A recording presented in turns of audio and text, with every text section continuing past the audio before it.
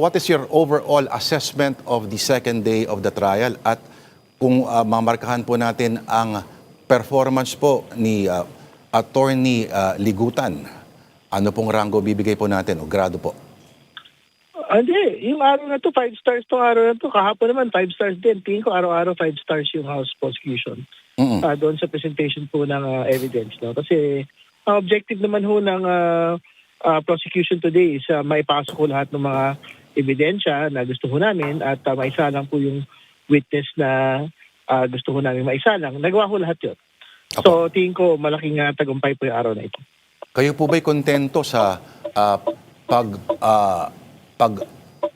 titimon ni Senator Chis Escudero?